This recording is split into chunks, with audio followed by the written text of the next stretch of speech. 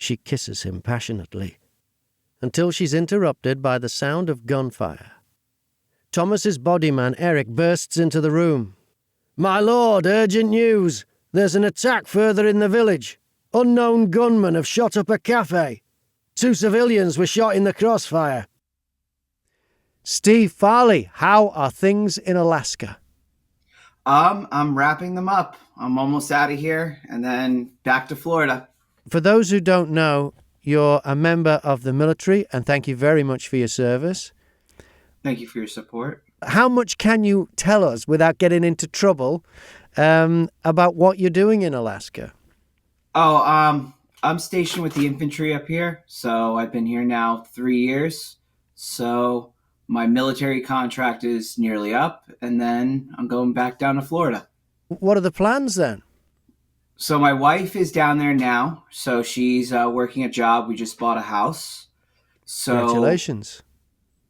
So I'll find a new job. I've got a couple different things in the mix right now, a couple interviews, and things have gone well with that. I'm looking for a career possibly in law enforcement. If not that, I might just go back to writing for a little while full time. Yeah. And just see where that takes me. I'm just happy to, finally just devote time to my family. So. Wow. So this is quite the adventure then, quite the change. Yes. So, the last 3 years of regimented lifestyle are at an end. So I'll be happy to have that freedom back. So yeah, so there's a lot of new things in the mix as far as books. I'm not that I'm limited in what I publish. I just don't want to, jam myself up in the military by publishing things. I understand. Not that I'm critical of the Army or the country or anything. It's just, I just want to be able to focus fully on that. Yeah, the stuff I've read of yours, I haven't noticed anything even close to being critical of the country or the military at all. Yeah, they've just been great stories, just really good stories. And so, whereabouts in Florida will you be setting up? So we're between, if you're familiar with where Orlando is. Yeah, I've been to Orlando. Yeah. I'm British. Everyone in Britain has been to Orlando. It's the law. Okay. Yes. Disney, you might not have been to my neck of the woods. I'm about 30 minutes north of Orlando. Okay. So we're in a city called Tavares, a very beautiful city, about 20,000 people.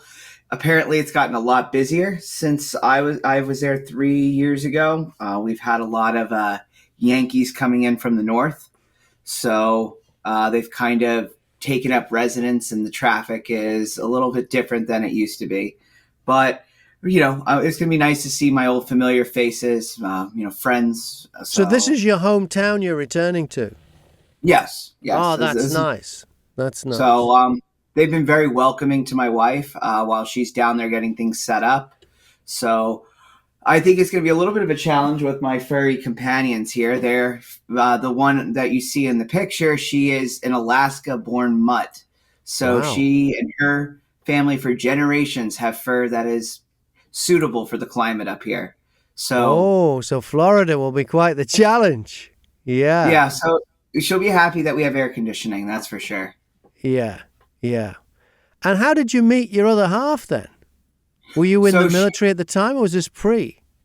We were both in the military. We met different units, obviously. She worked more in the medical field. And, we met on post and, we struck up a friendship. And then, we decided to go out and date. And then eventually we got married. Wow, nice one. And in the military, how do you find the time and the space and the solitude to write? The last year and a half have been more challenging just because the longer you're in the military, the more responsibilities you tend to take on, the longer your hours tend to become with certain things you have to do for the job. So it has been a challenge, but I find time here and there. I'm not a drinker or a partier.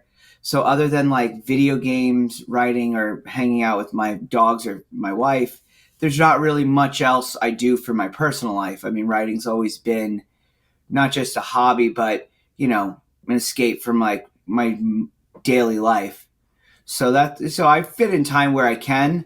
My problem lately is that I think every idea is good until I get 3 or 4 chapters in, and I'm like, I don't really like this book that I'm writing anymore. So Right. Well, apart from the series we're about to talk about, yeah, because I've really enjoyed this one. How many books have we done together now? I've lost count. Is it about 4 or 5?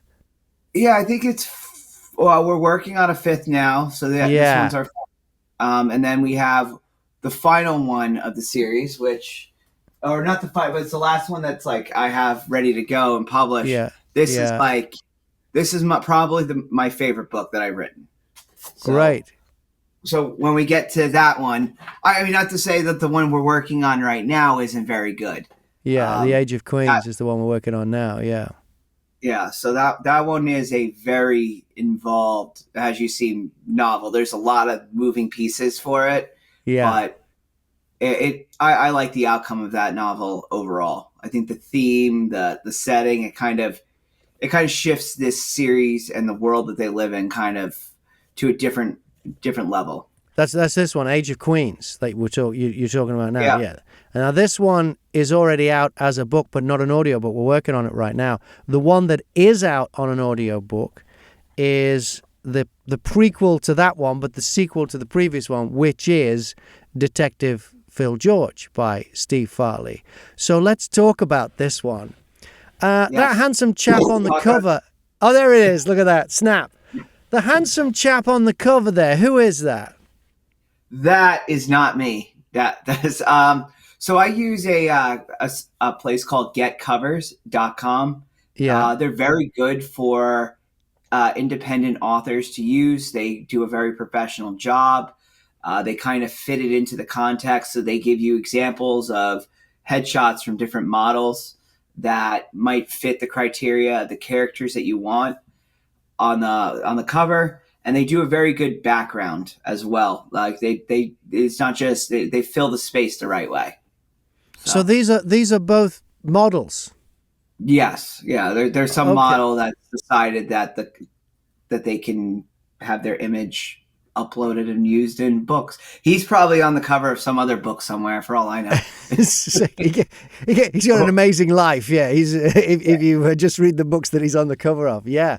Well, it really works, because I do think that having read the book, the feel of the book, I think, is captured there in the cover. I mean, never judge a book by its cover, but what else have you got to judge them on if you haven't read them yet?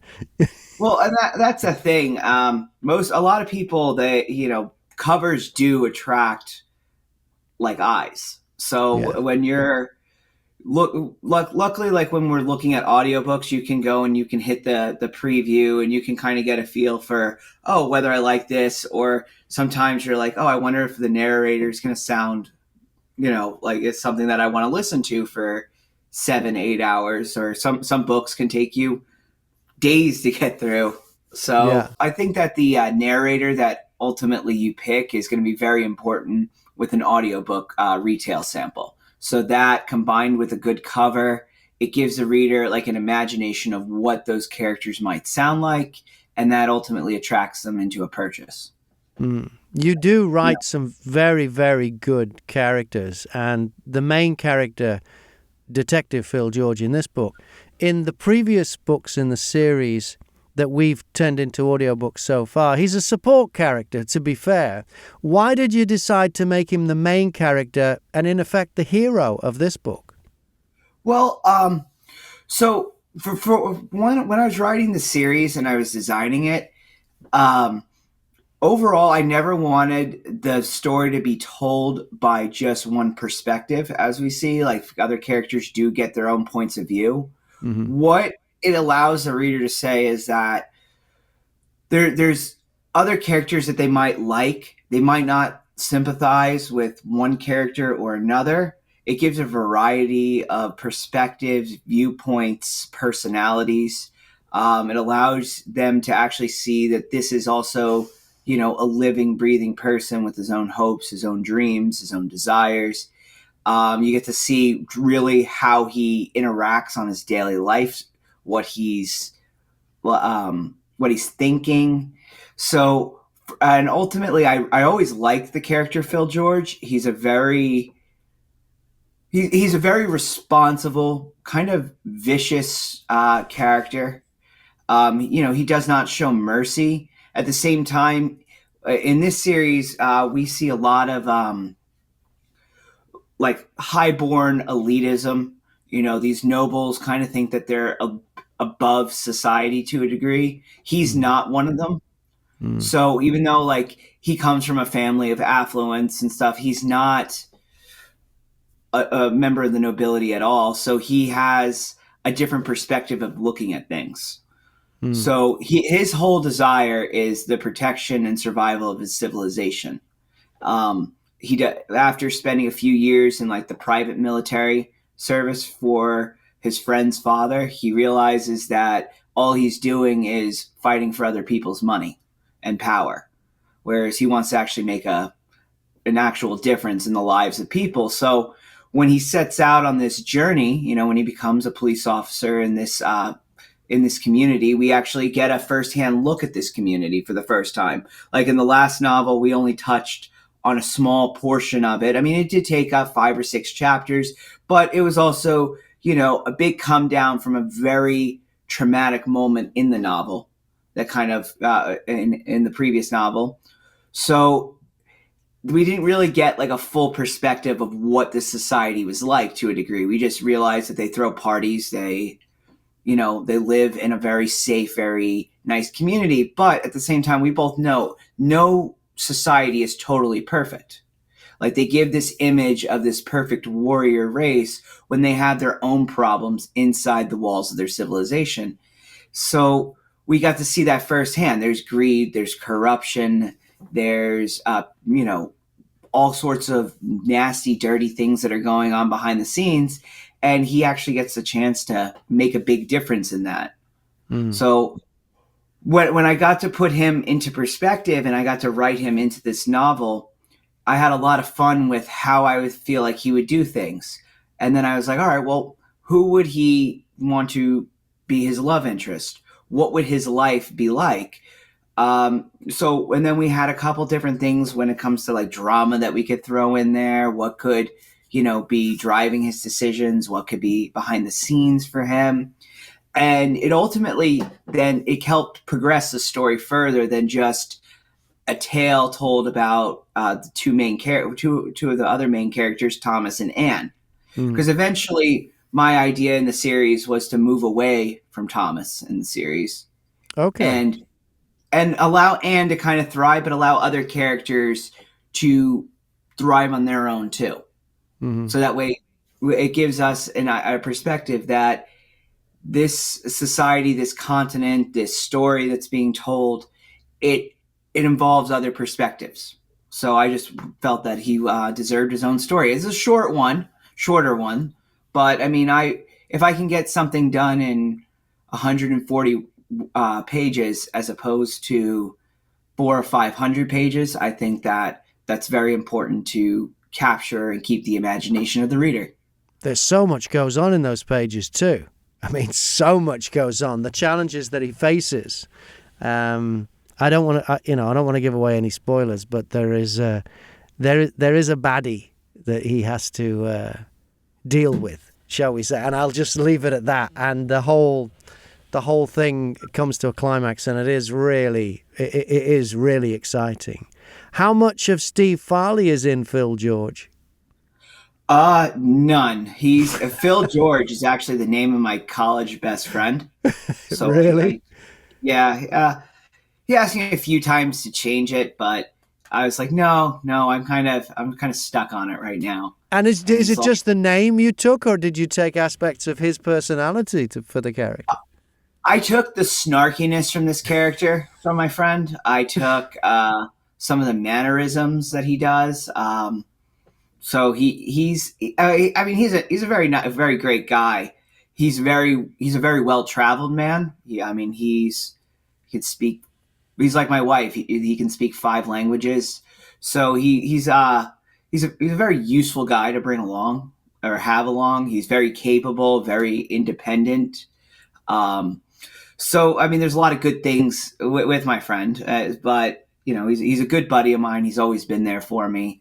So it's kind of like, yes, I wanted to throw him into the mix. Does he So know? actually, Does the real Phil George know about the Phil George in the Steve Farley books?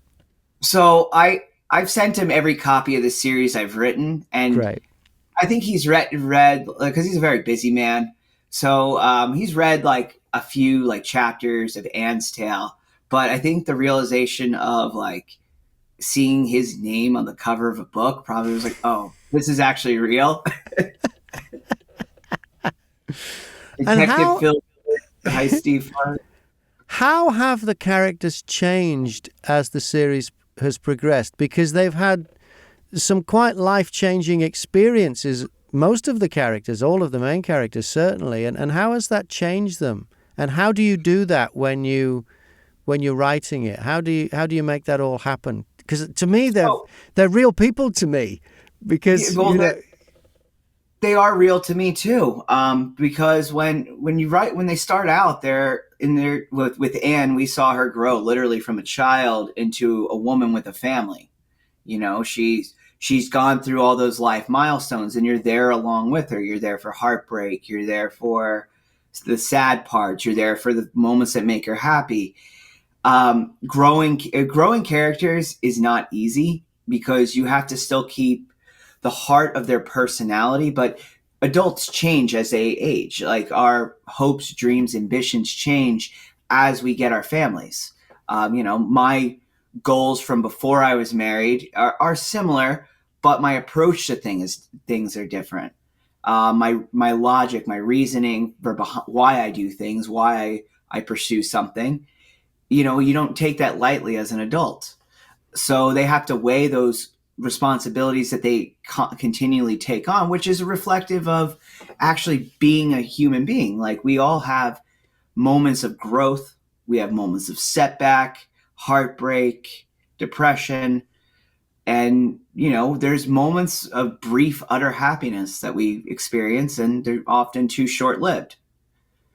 So having these characters experience that, it gives it more life, but it also makes it more fun to write. Yeah. So like when you actually are able to get this picture and this image of these characters, I feel that to me, I've created a real world, like a real you have. world.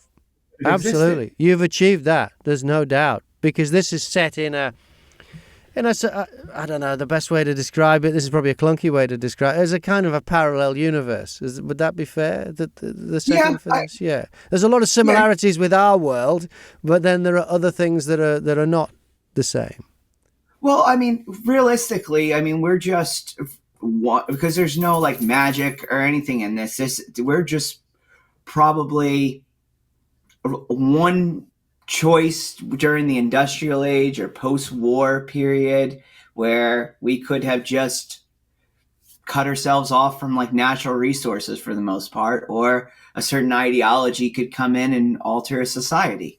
For all we know, there's a planet with aliens on there. They look just like us that are living literally this exact story, just in different creations. So. Yeah, absolutely. And you've combined the old and the new. You know, you have like some 21st century things in there, communications and television, but then you've got older things still in there, like the importance of, you know, horses and the way that they do battle. So it's a great blend. Well, I mean, I've always loved, you know, as you see, animals always do take a pretty big role in my stories. Yeah. I ride horses, so I've always found them to be wonderful animals. They've got a mixture of personalities that they can have, but ultimately they're an incredibly useful animal. I mean, even during the War on Terror, there were times that American and British GIs had to use horses in combat in modern 21st century. So that's where I took a lot of inspiration from and how to apply that with modern weaponry. And what the scenario would be. Because, I mean, there's sometimes you see in the story during a cavalry charge, they get machine gunned down or rocketed. Like, I mean, you can't really do much against that other than just turn into bones and flesh. Yeah. Yeah, because you do describe the soldier's horsemanship, and I have got it down here. Ask him if he rides. Well, you've answered that question already, because it's quite detailed the way you explain it, and you can the way you've written it, you can feel the wind in the faces of them and the fear at the same time, and the way you've got it. The battle scenes are incredible bits of writing and imagination, and the picture painting in them I particularly enjoyed. You also kill a lot of people in this book. A lot of people. Was there a reason for that? So, well, it kind of went with the premise of the story. So their like philosophy as far as their society goes is that they kill undesirables, which is not really something we agree with in today's society. But I mean, other countries, they still do it. If they have their like a police department, their police aren't, walking the beat, whistling down the street. They are out there in the trenches, and they are getting the criminal element out of society. In Saudi Arabia, I'm sure you're like they have organized crime and everything like that, similar to how this works. But if they want to get rid of somebody, they just get rid of them. Yeah. So they just disappear. So I took that element and I was like, okay, well, let's apply that to Phil. Let's see what he would do if we throw this obstacle. Well, he's just going to kill this guy. It makes sense. Like, he picks the quickest, easiest solution to his problem, which is... It does simplify things quite a bit, yeah. When there are people in your life that are causing you problems, for them to disappear. In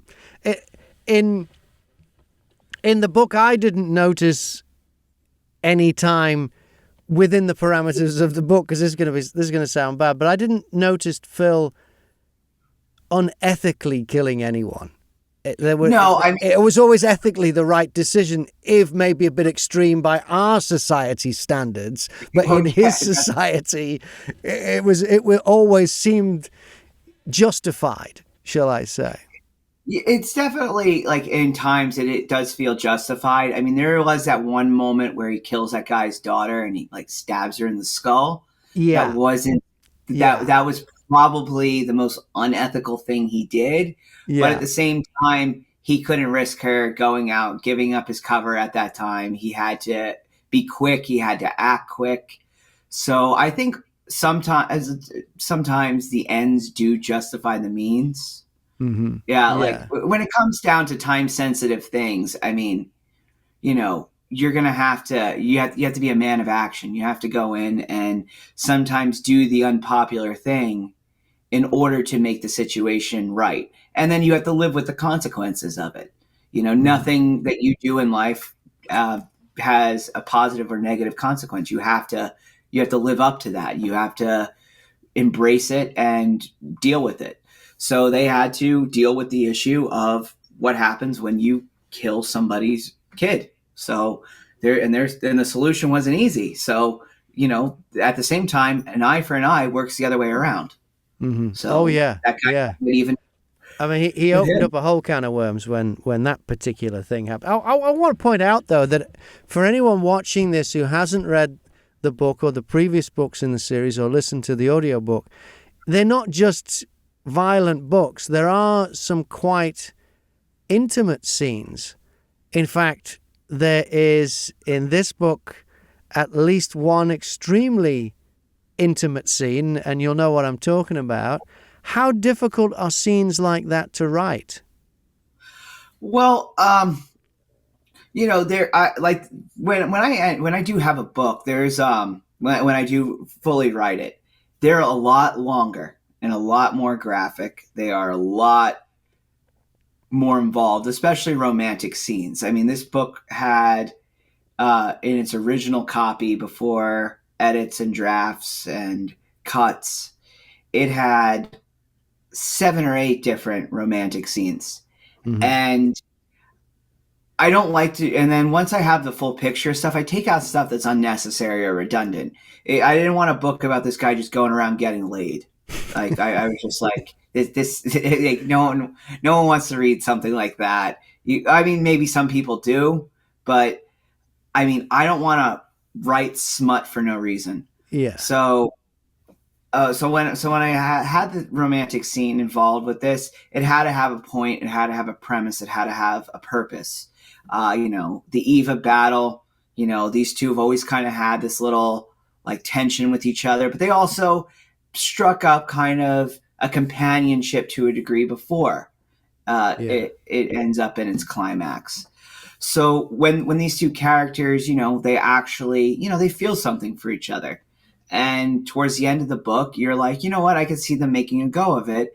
And, his romantic interest, she does play a pivotal role or has a part in the next novel. And and it allows him as a character to grow away from the other main characters, keep his own life.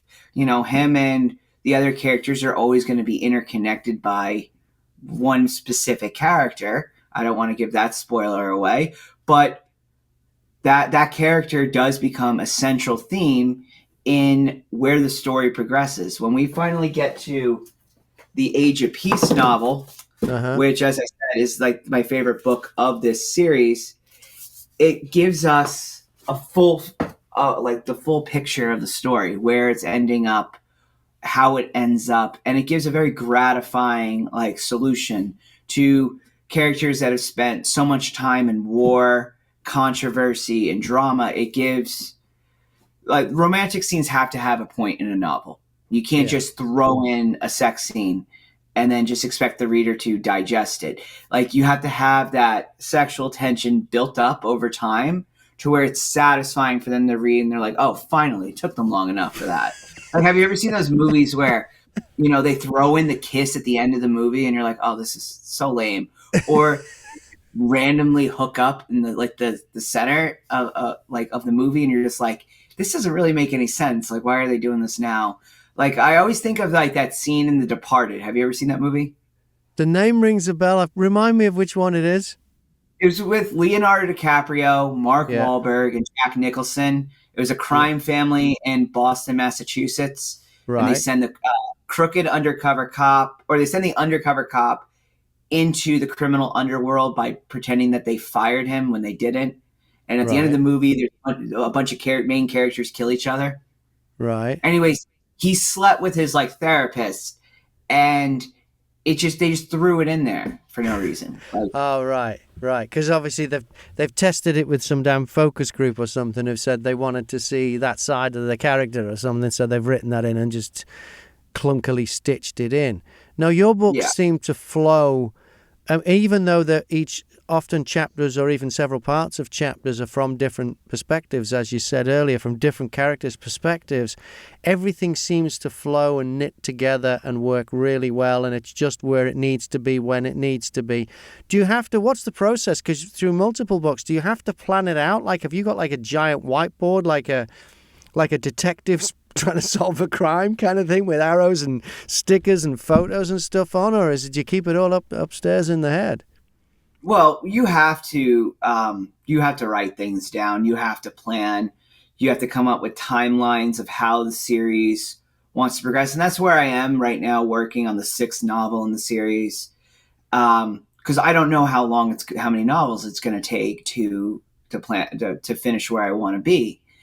And going through that right now, with the 6th novel, I'm trying to also not retell the same story, but be able to keep it fresh, exciting.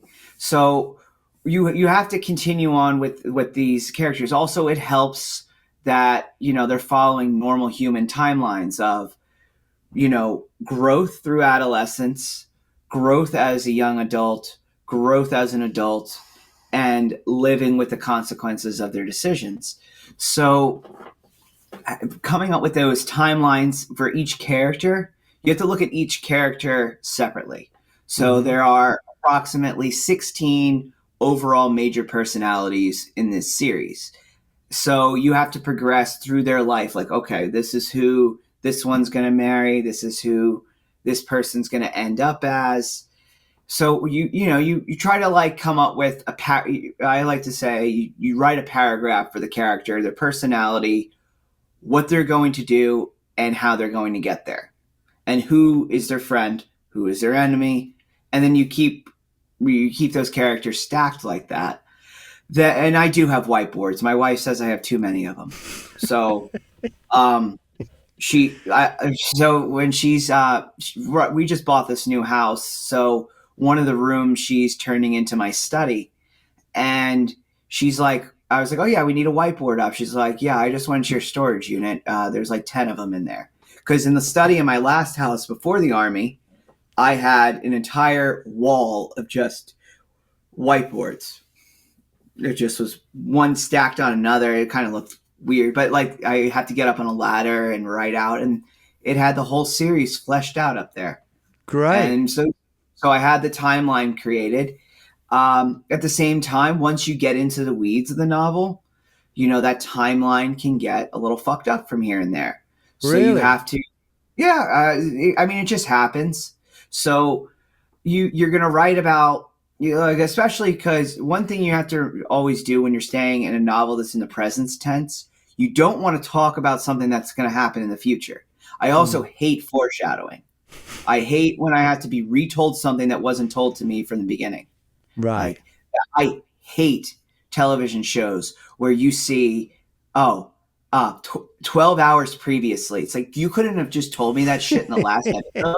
I now have to watch something that happened before the episode I watched last time. Hate that. Yeah. I've always hated that. I think it's a very lazy story writing. Yeah, because yours are always going forward. Always. Yeah. Well, I mean, that's, my lifestyle. Always go forward. Never look back. Like, you stay. The longer you harp on something in the past, I feel, especially in a novel, you've already pissed the reader off. Yeah. So they want to be, they're reading because they want to understand what happens next, not what happened previously. However, they don't want to be told something completely in the future. So when you're writing about these characters, because you split the characters up with chapters, so they have to keep that same timeline, which at first can be kind of hard to write the character that way. But I ultimately think it helps tell the story in a good perspective because it keeps the theme going while keeping the idea fresh. So, and then it also allows for a fresh perspective on the current issue, because in one character that is living on that timeline might think of the scenario completely different from another character. Yeah. And so you get to see how it progresses in a forward thinking but fresh way. So I mean, there's a lot of variables in this novel. There's a lot of characters, but overall, I don't know how to write any other way. It's a great book. It's Detective Phil George. This is the paperback version of it, but there is also an audiobook right now, and I'm honored once again, Steve, to be chosen by you to be your narrator for the books that we've done so far. This one, a great read. They're all good, but this, a great read. How did you find the process of turning this one into an audiobook? Well, as this is our fourth novel together, I think, or third. This was our third. We're working on the fourth now. I think it's the third in this series, but we did another one, the Magnolia. That was a different thing, wasn't it? Yes, we did Falling Beneath the Magnolia, and did we do another one? Oh yeah, so this is our third. And this one we're working on is our fourth. Yeah. Falling Beneath the Magnolia, yes, we did. That was our first book that we worked on together. Anne's Tale was our second, and now we're working on this one, which is the second story in the series. So when it comes to audiobook producers, when you go and put an audition out there, it can kind of be overwhelming. Really? At first. Well, because when you put out that you want a certain style of voice to tell a story, I always feel that English voices always make for the best variety of characters. Okay. Yeah. They do. It has a more polished sounding voice. They have a different way of enunciating things that makes it more palatable to the ears. So when you go ahead and you put a something out there. You're reading this like, they're reading your script, your little blurb that you put up there. It's like usually what, 3 or 4 pages. You Yeah, kind I of think get the it's I gist think it's of the 3. story. Yeah, yeah, So they read that, and you have the auditions, and you're going through them, and so when you put up English voices, you'll get people that type, "Oh, I have an American voice, but would you mind hearing mine?" So you're like, okay, and then they try to do an English accent. You're like, okay, well, I don't want someone that sounds Cockney. I want them to sound like they're literate. You also, and then one American guy did a Scottish accent. I don't know what the fuck he was doing with that. Um, but then he did. He there did were, Scottish. He did Scottish as the narrator voice. He did Scottish. yes, yeah. So Okay. he clearly didn't understand the assignment. Yeah. Um, but then you're going through a bunch of other English voices, and then there's a lot that are good. So but you get like 30 auditions of people that are trying to like get the role. Mm-hmm. So then you have to research the narrators. So when I researched you, I was like, oh, this guy's got a lot of audiobooks done. And at the time, you were well within it, but you had told me that you just worked on a novel that was tens of thousands of pages or something. It was quite a Yeah. long one. Yeah, I've beaten that. I think at that time when we first worked together, I think the longest book I'd done was about 18 hours of audio. I finished one 2 weeks ago that was 36 hours of audio. Yeah. Yeah. Yeah, there's a lot you could lose track of in a story like that. But Yeah. I mean, my hat's off to the authors that are able to do that. I just don't have. Like, I mean, I could have probably taken this series and fit it into one 800-page book. I didn't want to do that. No. No. I like, I wanted it to. I wanted to give each book its own due. What you Well, can continue. always do when you've finished the series and you know you've written the last one, but you might know when you've written the last one, is you can. I've done this for authors before. They bundle them. So I did a series of 6 romance books, and you can buy them now as audiobooks on Audible and Amazon and whatever, as individual books or as one book of them bundled together in the correct order. So if you Oh, ever wanted to do that, let me know, because you're basically then selling them twice. And from what I understand is most audiobook sales are people who are already members of Audible. They pay, I forget what they pay. Is it like $10 a month or something to be an like Audible member? Is it so, like 15 right? overall. They pay $15 a month, and that gets them one book a month, 12 books a year as part of the subscription without paying anything extra. But if they buy a bundle, it still counts as one book.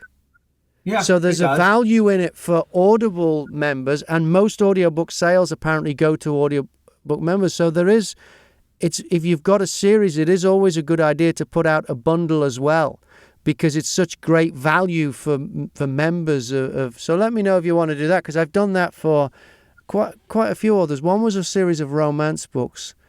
I've done at least another couple. I can't remember what they were, but they were all, it was a continuing story, and they were different parts of the thing, similar to yours in that respect, not similar books.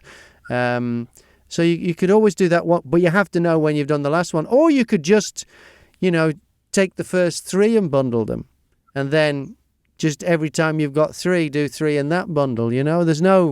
There's no hard and fast rule on it, other than it has to be the same narrator throughout. You can't.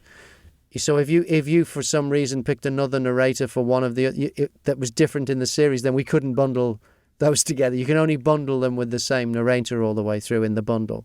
Yeah. So, I mean, the hard part with this novel is like the thing is, I don't want to just write one more or this. Like, as I said, I don't know how many it's going to take up, because recently, while I've been working on the 6th, I've made like an independent novel with none of the main characters, same time, same world, same thing, just using like brand new characters that happen to be along for some of their journeys in their own perspectives, that are doing journeys on their own. One is actually exploring like the other continents that are on the planet still. I Mm-hmm. mean, Africa, Europe still exists. So it's allowed me to go over. I mean, I love going to Africa. I love hunting in Africa. So I was like, well, if society was cut down to this, I mean, you could imagine all the animals there are thriving. So they go back, and Africa is once again a wild kingdom, built up with just, savages running around with spears. So it created, so like, I was just like, oh, this could actually be kind of fun, like rewriting, the colonization of a continent that's already been colonized. So, but like, as I said, there's still, I still have to flesh out the ideas. I know where I kind of want this part of the series to conclude. It's just getting to that end goal, while still, I mean, at the same time, I want to do my characters justice. I don't want to just write to just fill pages. I want to write the quality over the quantity. Yeah, well, you've certainly done that. And this one is called Detective Phil George. It's available as an ebook, as a physical book, and also now as an audiobook. Thank you very much for choosing me again, Steve, and all the best for the future. It looks like you're going to have a lot more stimulation from different things happening in your life, which is always great for writers to have. You've got the military experience, I'm sure will always be there in your books, but as you now move on to the next phase and the new career and back home to Florida and that, it can only help, can't it? It's all good input. Cheers, Steve. All the best. Take it easy, mate. All right. Take care, Graham. Cheers. Ta-da.